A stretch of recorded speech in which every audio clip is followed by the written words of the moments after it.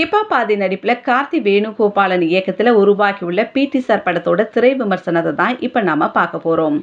Wales நிறுவனம் Ishari K Ganesh இந்த படத்தை தயாரிச்சிருக்கிறாரு. இது இசையமைப்பாளரான ஹிப்ஹாப் ஆதியோட 25வது திரைப்படம். சமுதாயத்தில் நல்ல அந்தஸ்தோட கல்லூரி மற்றும் பள்ளியை நடத்திட்டு வராரு தியாகராஜன். இந்த பள்ளியில் பிடி சாரா பணிபுரிகிறாரு நம்ம ஹிப்ஹாப் ஆதி. எந்த ஒரு பிரச்சனைனாலும் அதில் பாஞ்சிட்டு போய் நீதியை தட்டி கேட்குறவர் இல்லை நம்ம ஆதி. எங்கே பிரச்சனைனாலும் அதுலேருந்து விலகியே இருக்கணும் அப்படின்னு தான் நினைக்கிறாரு. இந்த சமயத்தில் ஆதி தன்னுடைய தங்கையாக நினைக்கும் அனிகாவிற்கு கல்லூரி நிறுவனத்திலேருந்து ஒரு பிரச்சனை வருது. இதனால அவங்க தற்கொலை பண்ணிக்கிறாங்க. அதுக்கப்புறம் என்ன நடந்தது அப்படின்றது தான் இந்த படத்தோட மீதி கதை.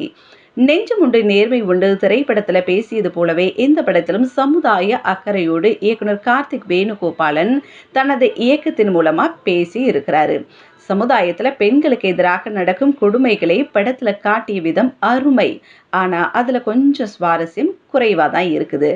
சிறு குழந்தை முதல் 40 வயதாகும் பெண்கள் வரை சமுதாயத்தில் சந்திக்கும் கசப்பான அனுபவங்களை வலியுடன் திரை வழியாக நமக்கு கடத்திய விதம் சூப்பர் அப்படின்னே சொல்லலாம். அதுக்கு இயக்குனர் கார்த்திக் வேணுகோபாலனுக்கு பாராட்டுகளை தெரிவிச்சுக்கலாம்.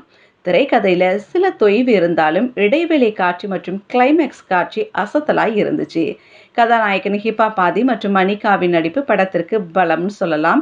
பிடி வாத்தியாரா கனகவேலா ஹிப்ஹாப் ஆதி நடிச்சிருக்கிறாரு. பிடி வாத்தியார் கெட்டப்புக்கு அருமையாக அப்படியே பொருந்தி போய் இருக்கிறாரு.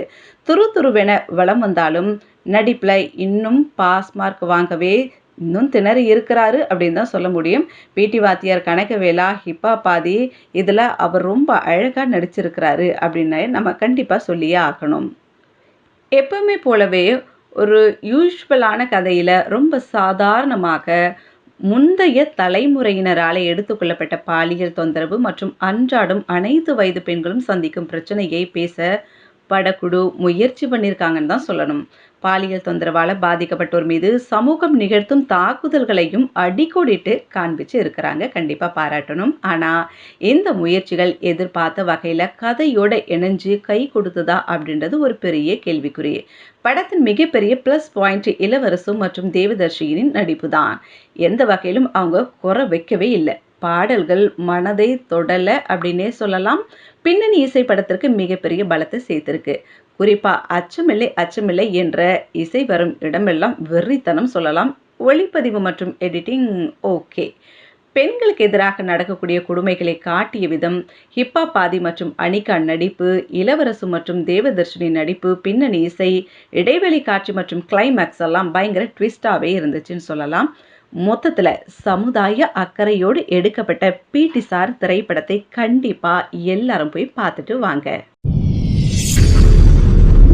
வல்லவன் உங்களில் ஒருவன்